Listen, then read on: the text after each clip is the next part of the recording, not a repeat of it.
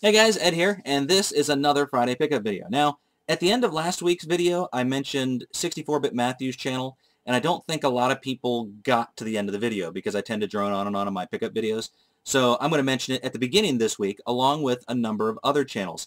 It seems that there are a rash of people switching channels here recently, and there are several that I know about. I'm going to actually put links below. What I'm going to do is I'm going to put their original channel name, the one that you guys might be familiar with, and then I'll put a link to their new channel below that. So if you see somebody you recognize, by all means, click on their new channel and go check them out because that's where they will be posting their new videos. I don't know. It seems like most of them are doing it so that they can actually partner up. And I don't know. While I don't understand the completely need to be partnered, I can appreciate that that's what they want to do. So go check them out. Subscribe to the new channel because they're all really cool people. Now, I'm going to move on to my pickups. And last Friday, I stopped by the exchange, and before I go any further, actually, I wasn't going to mention this, but I talked with my friend Eldon, and I don't know. I think I'm going to mention it now. Last week, I mentioned that I got Spider-Man Web of Fire, and then I teased and said, if you want to know how much I got it for, go to Facebook, and there were people that ended up going to that location, or there was at least one person, and they mentioned to the people that worked there that, hey, somebody bought Spider-Man Web of Fire really cheap out of here, and you guys could have gotten this much more for it. Why would you do that? I tell you guys where I get stuff, so that if you're in the area, you know that that's a place that you can go to get cheap stuff. I don't mind sharing the wealth with you guys. I don't mind letting you know where it is so that you can go get a good deal. But why on earth would you tell them that they're pricing stuff too cheap? Why would you point out their mistakes that we can take advantage of? So, you know what? I don't know that I'm going to mention everywhere I go anymore. I don't know that I'm going to mention how much I get things for because it turned around and bit me in the butt. So one person has screwed it up for everybody. And I don't know that there are that many people that watch my videos that would go to these places, but come on. Anyway, that's enough of that. I don't know what I'm going to do. I'm just going to keep doing my videos and we'll see what happens. But shame on you. Now, first thing, I got some loose Atari 2600 games here at the exchange in Belden Village. And these were all marked at $2.50, and so were the box games. But I picked these up because I didn't have them. Commando Raid. Cosmic Creeps. Kind of cool artwork on there that this camera won't focus on. It's a shame I can't get the new webcam to do what I want it to do. I don't know. I don't think I've figured it out yet. Solar Fox. A Spectravision game. Gangster Alley, and another Spectravision game, Planet Patrol. And then this last one, I actually have a copy of it, but I couldn't leave it sitting there. It is Double Dragon for the Atari 2600, and this is a terrible label that they put on here. And then they had a price label here, an old one, and then there was another one here, and this one came down and wrapped around, and this one came this way and wrapped around. And I applied heat until the labels turned black. And as a matter of fact, it sort of bit me in the butt because it started to delaminate the actual label here, because this is a crappy label. So you can see that I've got some damage here and some damage right here. Now, that little hole there, that was actually there before. Still, though, pisses me off that they had to put the prices on the labels. There's no reason they couldn't put the prices on the back. Brr. Anyway, yeah, and for those of you that say, well, you should have put Goo Gone on it and let it soak. No, because this is the most porous label material you can imagine. And if I would have put Goo Gone on here, it would have made this whole label come off. So, I don't know. I may go through and take my other one, scan the label, print a new one up, and put it on there because this is just about destroyed. I don't know if you can see that. No, you can't. It's literally, it's like got fuzz on it. It's so worn out. So, yeah, Double Dragon for $2.50. Yeah, whatever. I got a couple of Intellivision games complete in the box. I got Bomb Squad, and then I also got a factory-sealed Microsurgeon. If you can see that there. Nice factory seal on there in pretty good shape. Somebody wrote on here in ink, but I think I should be able to get that out. Now, I have a copy of Microsurgeon loose, and like I said, I don't collect sealed games, but this really isn't worth that much sealed, so I may hang on to it just because it's pretty. And then I got this sealed Atari 2600 games. The first one here is Canyon Bomber, and there is some damage on the box because the person had to like rip this open, and I'll show you what I'm talking about in a second here. I got a game called Starship, and this is, I don't know, probably my favorite type of Atari box, other than the, iMagic games, in that they fold open, and you Sega owners will recognize that. It is, oops, let me see if I can get it out of here. Look at that. Only it seems to work better on the Atari 2600 game. This top one was actually pushed up in there, but not too bad. And it has stayed in shape since I put them back in here. So somewhere between Atari and Sega, the cardboard flap technology was lost, and Sega wasn't able to do it right. So yeah, I guess I said all that to say I got a complete copy of Starship. I also got a complete copy of Video Olympics, and this one, even though it doesn't have the shrink wrap on it, is still sealed. And this is what I was talking about with Canyon Bomber. In order to get these things open, it was a terrible design. You had to rip this flap up, and it's glued on here, so it would tear up the box, it would tear up the lid, it would tear everything up. But this one, still sealed, and in really good condition. Can't imagine why they didn't open Video Olympics. And finally, I got a complete copy of Secret Quest. And it assures me that this was by Nolan Bushnell himself. And then there's another picture of him on the back, in case you forgot that it was by Nolan Bushnell. I don't know. I guess this one's worth a few dollars complete. Not a whole lot, but, I don't know. Kind of looks interesting. A little guy walking around with a sword. Or a really large penis. I'm not sure which. So, that is it for the Atari 2600 pickups at the Belden Village Exchange. There's really not a whole lot of stuff on here this week. I'm going to show you a couple little handhelds I got first.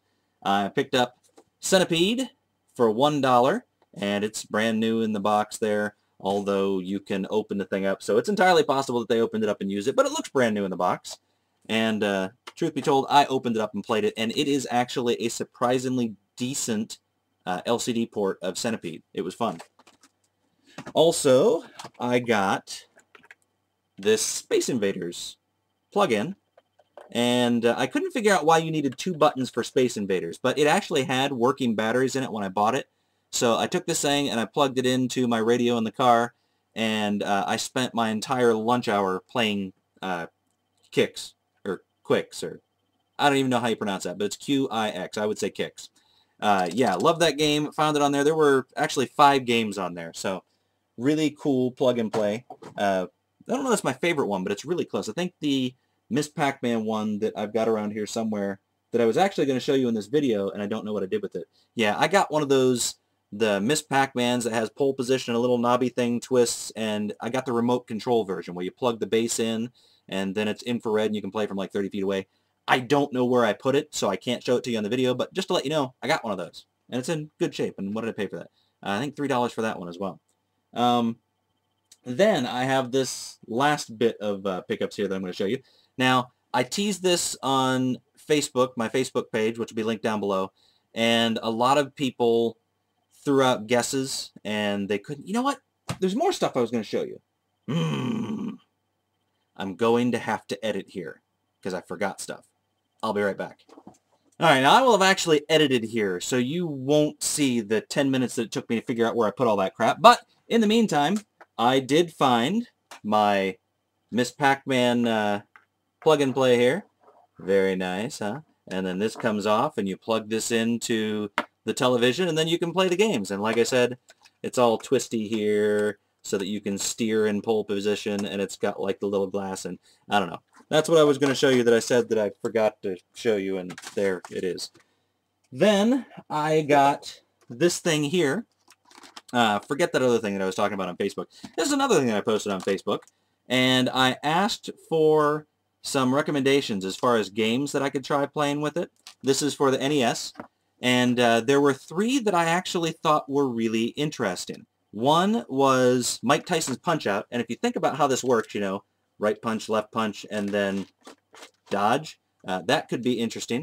Another one was Marble Madness, and then finally Road Blasters, because, yeah, Crow 111 suggested Road Blasters because this looks almost identical to the actual arcade controller. So those are 3. If you guys want to see me do a silly review of this, pick one of those games, and we'll see if I can play it with this. So there you go.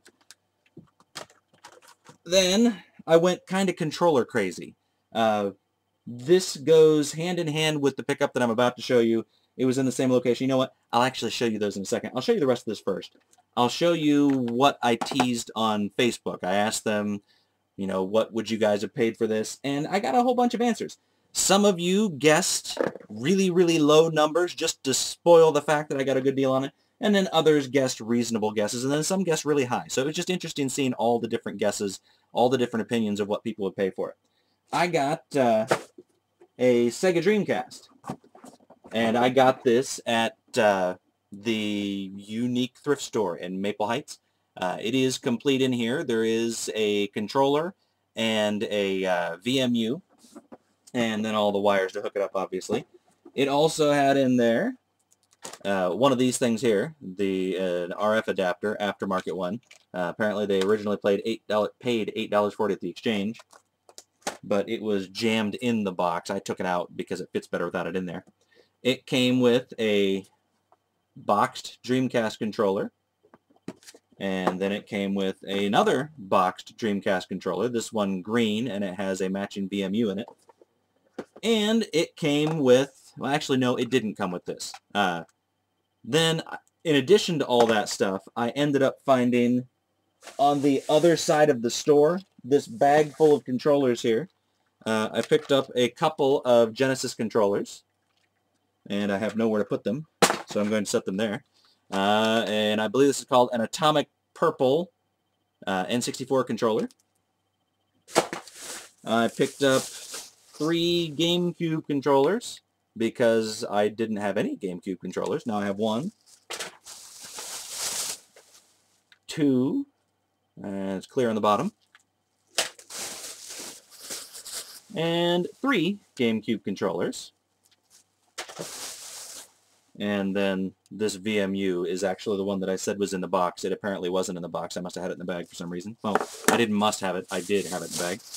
And then there was also the Sega Sports Dreamcast controller. Now these were all located on the opposite side of the store in the toy section. They were all thrown into a box, and they were marked at, what were they, $2.99 a piece, and on Mondays everything is 50% off, so I got all of those controllers for $1.50 a piece.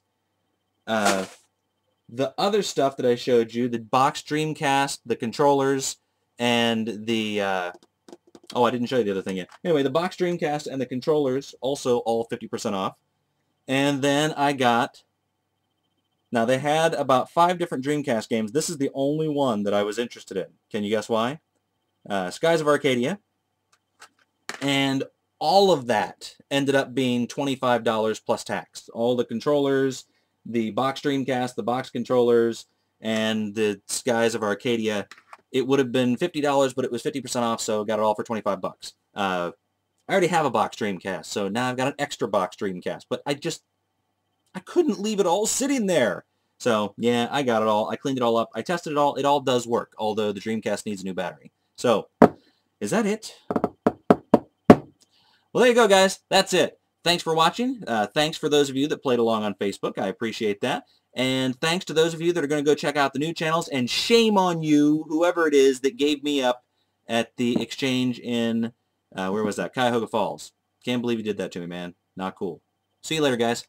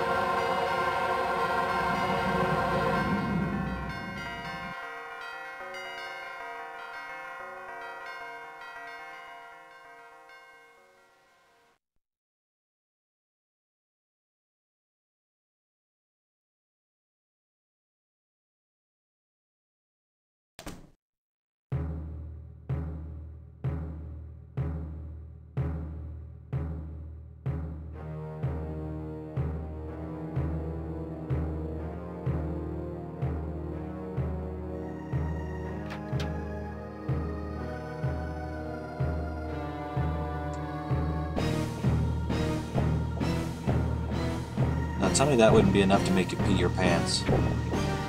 That would scare me to death. So, Shenmuzo asked me to do a gameplay of this particular video game. It's called Slayer. It is for the 3DO, and I picked it up a couple of weeks ago. I sat down and tried to record it using the video capture card on my computer, and I didn't have much luck because the controller was so delayed. The input from when I would push a button to where it would record the action on the screen was almost a full 5 seconds, so it makes playing the game impossible. I later figured out that I could split the video and actually play it on my TV and record audio, but yeah, that didn't work out either. I don't know.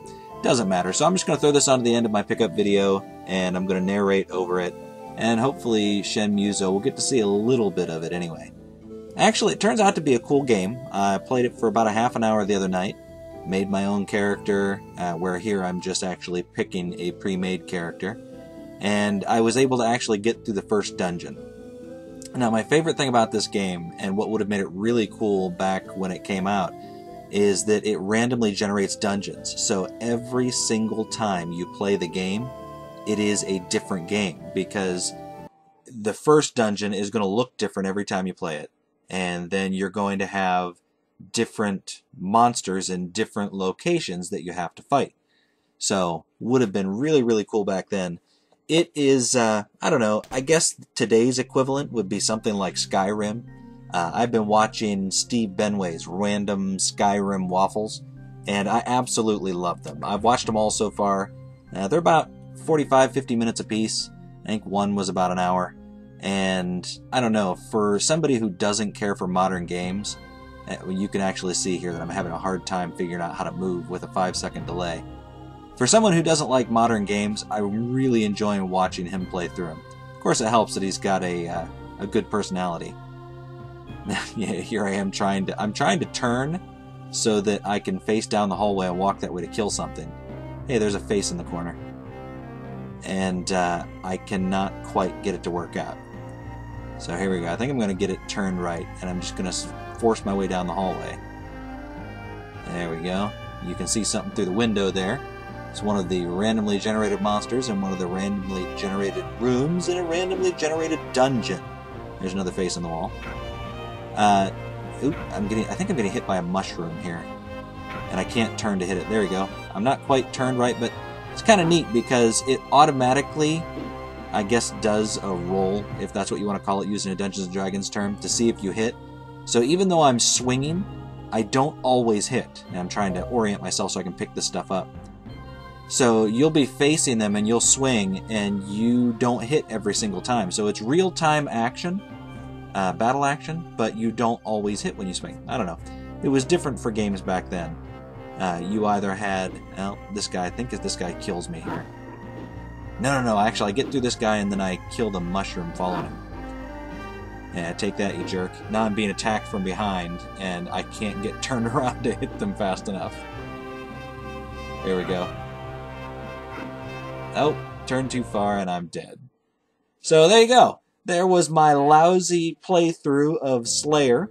I died within 5 minutes, and I just figured I would throw it on to the end of the video here so that you could get an idea of what it looks like. I'll eventually do a real playthrough on this one now that I've got it figured out, but hopefully this will make Shenmuzo happy for now.